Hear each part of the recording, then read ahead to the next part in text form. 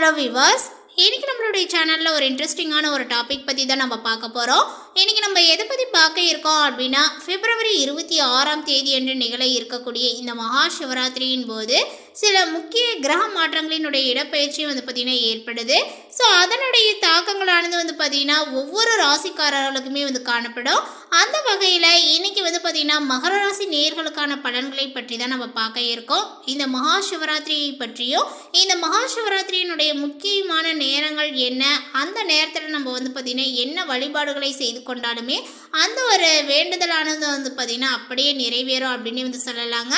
அந்த ஒரு குறிப்பிட்ட நேரங்கள் என்ன, சிவராத்திரியினுடைய சிறப்புகளை பற்றியும் அதே போல் இந்த மகர ராசிக்காரர்களுக்கு பார்த்திங்கன்னா எப்படிப்பட்ட பலன்களானது கிடைக்க போகிறது அப்படிங்கிறது குறித்தும் டீட்டெயிலாக பார்த்து தெரிந்து கொள்ளலாம்.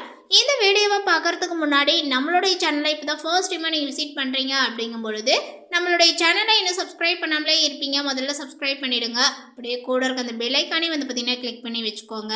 அப்போ தான் நம்மளுடைய சேனலில் கொடுக்கக்கூடிய அனைத்து தகவலுமே உங்களுக்கு நோட்டிஃபிகேஷனாக வரும், அதையும் நீங்கள் பார்த்து பயனடையலாம்.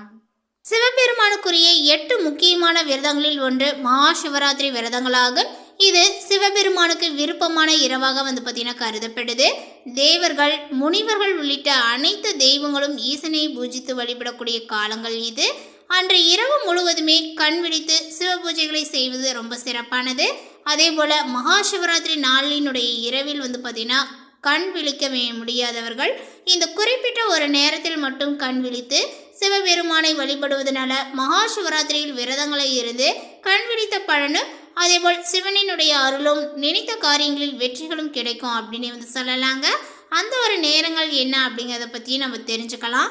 இந்த சிவபெருமானுக்குரிய மிக முக்கியமான வழிபாட்டு நாள் அப்படின்னா மகா சிவராத்திரி தினங்கள் தான். ஒவ்வொரு ஆண்டுமே மாசி மாதம் வரக்கூடிய தேய்பிரை சதுர்தசி தினத்தில் பார்த்திங்கன்னா மகா சிவராத்திரி விழாவானது கொண்டாடப்படுகிறது. சிவபெருமான் பார்வதி தேவியை திருமணம் செய்து கொண்ட நாளையே மகா சிவராத்திரி தினமாக கொண்டாடப்படுவதாக புராணங்கள் சொல்லப்படுது. இந்த நாளில் சிவபெருமானுக்கும் பார்வதி தேவிக்கும் சிறப்பு பூஜைகளானது நடத்தப்படுவது வழக்கம். அன்றைய தினம் மாலை துவங்கி இரவு முழுவதும் சிவபெருமானுக்கு 4 கால பூஜைகளானது நடத்தப்படுங்க. மகா சிவராத்திரி அன்று நாள் முழுவதும் சிவனை வேண்டி விரதங்களை இருந்து வழிபட்டால் விருப்பங்கள் அனைத்துமே நிறைவேறும், துன்பங்களானது நீங்கும், முக்திகளும் கிடைக்கும் என்பது நம்பிக்கை. சிவபெருமானினுடைய பரிபூர்ண அருளை பெறுவதற்கு ஏற்ற நாளாக மகா சிவராத்திரி விழாவானது கருதப்படுகிறது. அதுவும் மகா சிவராத்திரி என்று ஒரு குறிப்பிட்ட நேரத்தில் சிவபெருமானை வழிபட்டால் நினைத்த காரியங்கள் அனைத்துமே அப்படியே நடக்கும் என்று சொல்லப்படுது.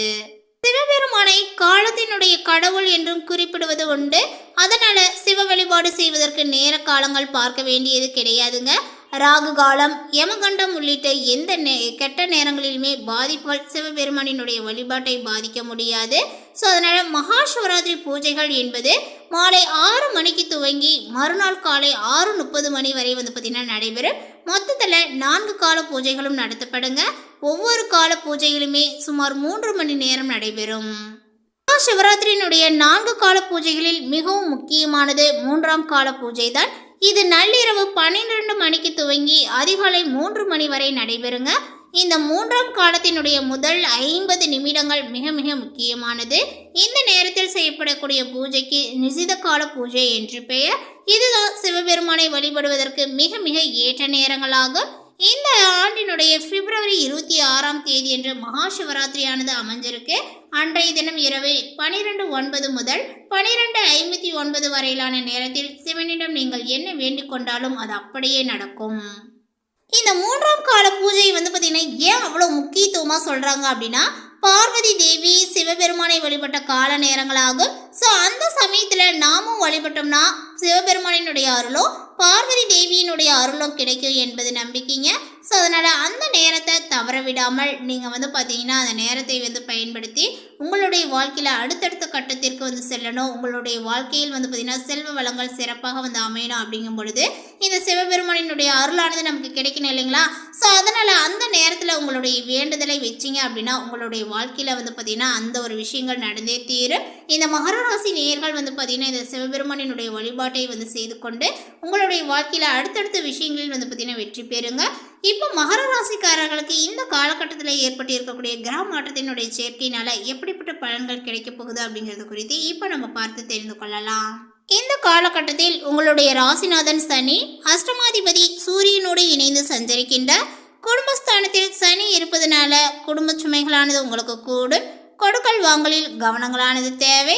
எதிர்பாராத செலவுகளானது ஏற்பட்டு இதயத்தை வாட வைக்கும். அதேபோல் புதிய முயற்சிகளில் மற்றவர்களை நம்பி செயல்பட இயலாது. பொறுப்புகளை பார்த்தீங்கன்னா சொல்வதனால சிக்கல்களும் ஏற்படும்.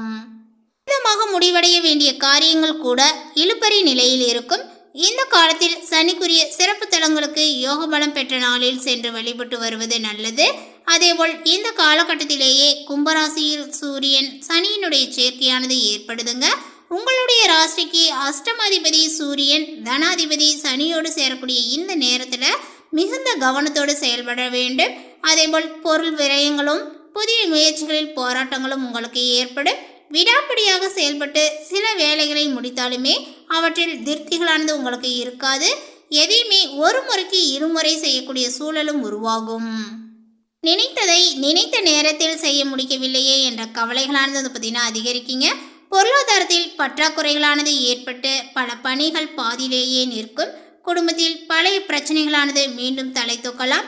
எவ்வளவுதான் நீங்கள் பார்த்தீங்கன்னா விழிப்புணர்ச்சியாக செயல்பட்டாலுமே விரயங்களை சந்திக்க வேண்டிய சூழ்நிலையும் உருவாகுங்க. அதே போல மிதுன ராசியில் சஞ்சரிக்கக்கூடிய செவ்வாய் இப்பொழுது வக்ர நிவர்த்தியாக இருக்கின்றார். உங்களுடைய ராசிக்கு 4, 9 ஆகிய இடங்களுக்கு அதிபதியானவர் செவ்வாய். அவர் வக்ர நிவர்த்தி ஆவது நன்மைதான். தாய் வழியினுடைய ஆதரவானது இப்பொழுது கிடைக்கும். இடம் பூமி வாங்கக்கூடிய யோகங்களும் உண்டு. எதையுமே திட்டமிட்டு செய்து வெற்றியும் காண்பீர்கள். தொழிலில் புதிய ஒப்பந்தங்களானது வந்த வண்ணமாகவே இருக்குங்க. எதிர்காலத்தை பற்றிய பயங்களானது உங்களுக்கு அகலும். இயற்கையிலேயே எல்லா வழிகளிலும் நன்மைகளும் கிடைக்கக்கூடிய நேரங்கள் இது. இருப்பினும் 7.5 சனியினுடைய ஆதிக்கங்கள் நடைபெறுவதனால ஒரு சில சமயங்களில் மனக்குழப்பங்களும் உடல் சோர்வுகளும் ஏற்படலாம். அதனால ஒரு சில காரியங்களை தள்ளி வைக்க நேரிடும். மீன ராசிக்கு செல்லக்கூடிய புதன் அங்கு நீச்சம் பெறுகின்றார். உங்களுடைய ராசிக்கு 6, 9 ஆகிய இடங்களுக்கு அதிபதியானவர் புதன். 6க்கு அதிபதி நீச்சம் பெறுவது நன்மைதான் என்றாலுமே அவர் 9க்கும் அதிபதியாக விளங்குவதனால ஒரு சில சமயங்களில் மனக்குழப்பங்களானது ஏற்படுங்க.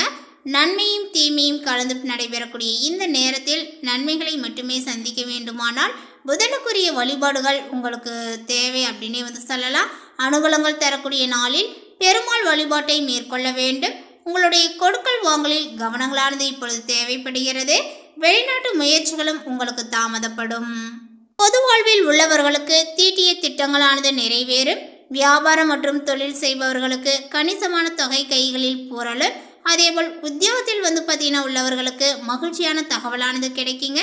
கலைஞர்களுக்கு எதிர்பார்ப்புகளும் நிறைவேறும். மாணவ மாணவிகளுக்கு மந்த நிலைகளும் மாறுங்க. சிந்தனைகளானது வெற்றி பெறும். பெண்களுக்கு குடும்பத்தினரினுடைய அனுசரிப்பு குறையுங்க. விட்டு கொடுத்து செல்வது நல்லது. புதிய ஆடை ஆபரணங்களும் உங்களுக்கு சேரும். விருந்து விசேஷங்களில் கலந்து கொள்ளக்கூடிய வாய்ப்புகளும் உண்டாகுங்க. கணவன் மனைவிக்கிடையே அந்யோன்யங்களானது பார்த்தீங்கன்னா அதிகரிக்கும். பிள்ளைகளால் உறவினர்களுடைய மத்தியில் உங்கள் மீதான மதிப்பும் மரியாதையும் ஏற்படுங்க. அரசாங்க விவகாரங்கள் சாதகமாக முடியும். திருமண வளைகாப்பு போன்ற சுப நிகழ்ச்சிகளானது நல்லபடியாகவே நடைபெறுங்க. உறவினர்களுடைய வருகையினால வீட்டில் மகிழ்ச்சியானது நிலவும். சிலருக்கு குழந்தை பாக்கியங்களானது கிடைக்கும். ஆனால் உடல் நலனில் கூடுதல் கவனத்தை செலுத்துவது மிகவும் அவசியம். குடும்பத்தில் சிற்சில பிரச்சனைகளானது ஏற்பட்டு மன அமைதியை பாதிக்க கூடுங்க. கூடுமானவரை மற்றவர்களை அனுசரித்து செல்வது நல்லது. பிள்ளைகளை அவர்களுடைய போக்கிலேயே விட்டு பிடிக்க வேண்டும். எந்த ஒரு செயலையுமே ஒரு முறைக்கு பல முறை போராடிதான் முடிக்க வேண்டியும் இருக்கும். அலுவலகத்தில் பணிச்சுமைகளானது பார்த்தீங்கன்னா அதிகரிக்கீங்க. எந்த ஒரு வேலையுமே சற்று கஷ்டப்பட்டு தான் முடிக்க வேண்டியும் இருக்கும். தீவிர முயற்சியினுடைய பெயரிலேயே உங்களுடைய கோரிக்கைகளானது நிறைவேறுங்க. சக ஊழியர்களால் ஓரளவுக்கு உதவியானது உண்டு. தொழில் மற்றும் வியாபாரத்தில் கூடுதலாகவே உழைக்க வேண்டும். ஆனால் அதற்கேற்ற ஆதாயங்களானது கிடைக்கும் என்று சொல்வதற்கில்லை. பங்குதாரர்களால் வியாபாரத்தில் லாபங்களானது கூடுதலாகவே கிடைக்குங்க. இந்த காலகட்டத்தினுடைய பிற்பகுதியில் அரசாங்க வகையில் எதிர்பார்க்கக்கூடிய காரியங்களானது அனுகூலமாக முடியும். வியாபாரத்தை விரிவுபடுத்தக்கூடிய வங்கி கடன் உதவியானது இப்பொழுது கிடைக்கும். மேலுமே குடும்பத்தை நிர்வகிக்கக்கூடிய பெண்களுக்கு மகிழ்ச்சி தரக்கூடிய காலகட்டங்களாக இருக்குங்க. குடும்ப பொறுப்புகளை நிறைவேற்றுவதில் சிரமங்கள் எதுவும் உங்களுக்கு இருக்காது. அக்கம் பக்க வீடுகளில் பார்த்தீங்கன்னா உள்ளவர்கள் உதவிகரமாகவே உங்களுக்கு இருப்பார்கள். இந்த தகவல் உங்களுக்கு பிடித்திருந்தால் லைக் பண்ணுங்கள், ஷேர் பண்ணுங்கள். இது போன்ற புதிய சுவாரஸ்யமான புதிய தகவலை தெரிந்து கொள்வதற்கு நம்மளுடைய சேனலை இன்னும் சப்ஸ்கிரைப் பண்ணாமல் இருந்தீங்க அப்படின்னா முதல்ல சப்ஸ்கிரைப் பண்ணிவிடுங்க. மீண்டும் இது போன்ற ஒரு புதிய சுவாரஸ்யமான புதிய தகவலுடன் அடுத்த ஒரு வீடியோவில் சந்திக்கலாம். தேங்க்யூ.